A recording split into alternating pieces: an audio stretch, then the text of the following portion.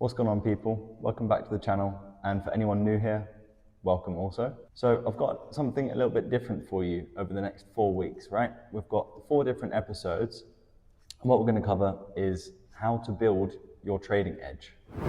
So following our normal upload routine, over the next 4 weeks, I'm going to be dropping a part 1, part 2, part 3, part 4 of how to build your trading edge. Now, part 1 and part 2 are going to be a little bit of the boring stuff, but basically I want to get all of the boring stuff out of the way, right?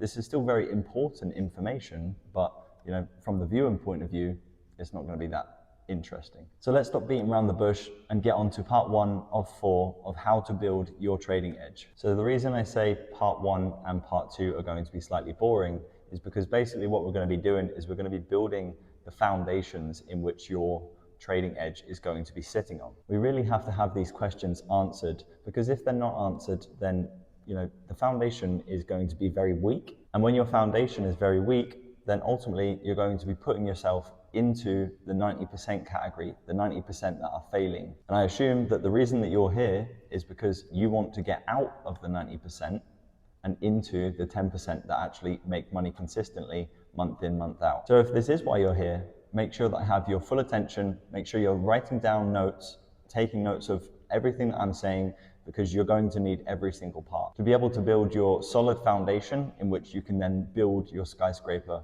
or your empire on. So let's start off with the absolute basics. What is an edge? An edge in the market is a statistical edge with the probabilities of, X amount of trades happening in your favor, right? So basically, if you're going to be taking, the same setup over and over and over again, then basically what you're going to be doing is coming out with a profit over the long run, right? So this is not over 1 or 2 or 5 or even 10 trades, right?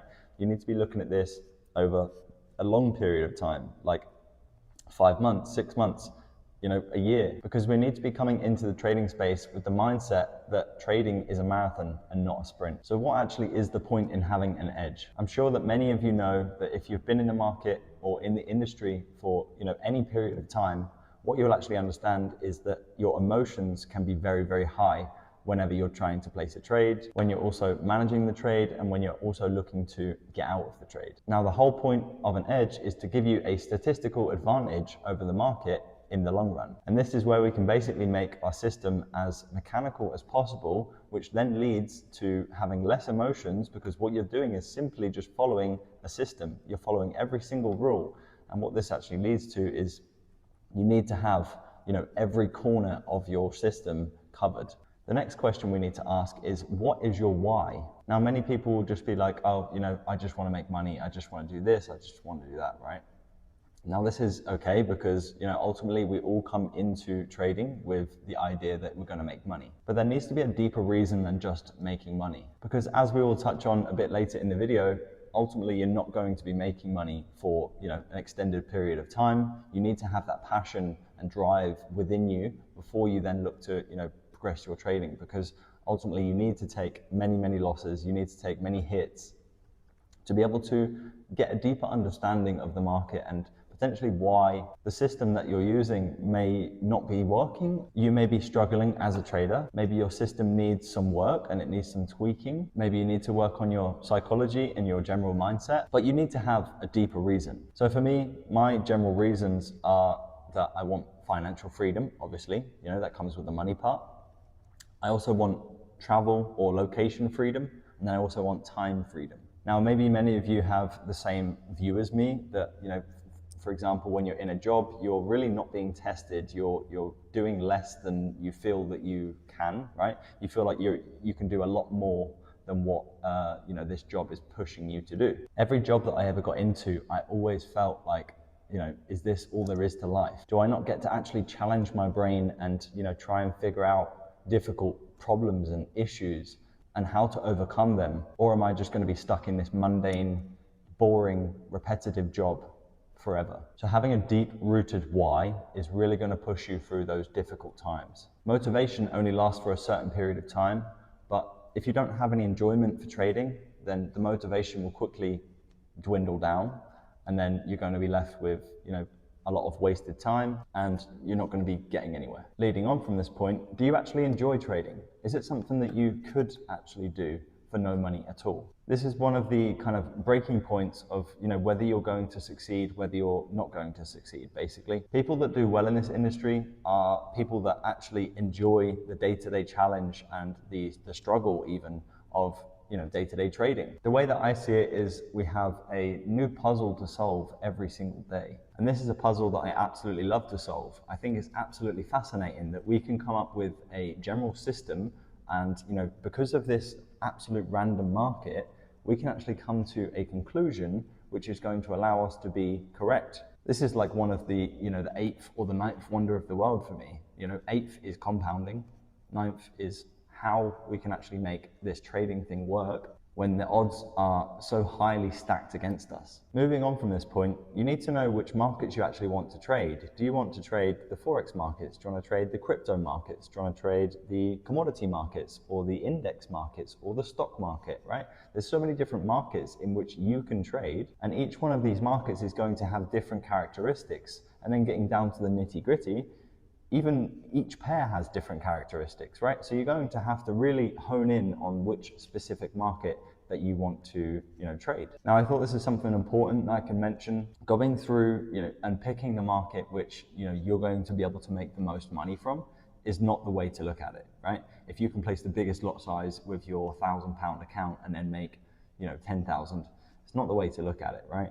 You need to look at it in a way of consistency. What is the smallest market that you can take the smallest positions on and then, build up your experience and then get to the desired destination and actually enjoy the journey all the way through, right? I don't believe that there is a final destination. I don't believe that we get there because, like I said earlier, every single day is a puzzle. The next question that we need to ask ourselves is, what trading style do we resonate with? What trading style do you resonate with? What is the style that makes sense for you? How can you make logic out of the system? Now, this might seem very, very basic, but I do see some people coming in and they go, I want to trade Wyckoff, then I want to trade supply and demand, then I want to trade support and resistance, then I want to trade, trend lines and all that kind of stuff. Like they're constantly, they're split between what they actually want to trade and they don't know. They want to do absolutely everything because that's what they think they need to do. This is absolutely not the case. You need to show yourself that you have the discipline to be able to build a system because it's such an intensive mission or route in which you need to go down if you don't want to go down, the education route of where someone else has built a system. Now, following on from the point I made earlier, are you willing to not make any money for 1 year, 2 years, maybe 3 years, maybe even longer, right? It depends how much effort you're going to be putting in, and it depends how much the next person's effort is going to be put in. It depends how much of an understanding you have in the markets. Now, I think that you should absolutely be willing to not make any money for, X period of time, because you get people going to university, you get people going to school, college, whatever, right? They're studying for these qualifications, and then ultimately they come out, they haven't made any money for 4, 5 years, and then they get into a job and then they finally start to make some money. Now, this is exactly as we should see trading, right? We should come in, we should take the time to settle down, get our feet wet, and then after we have more experience in the market and a deeper understanding, then we can potentially start to make some money. Now, any system and any strategy can actually work with enough testing. It's basically all down to your mindset.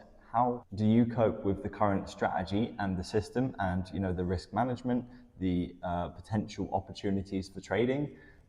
There's many different things in which you need to take into account to know whether that system is actually right for you or not. You really need to understand that there is no holy grail, right? There is an unholy grail.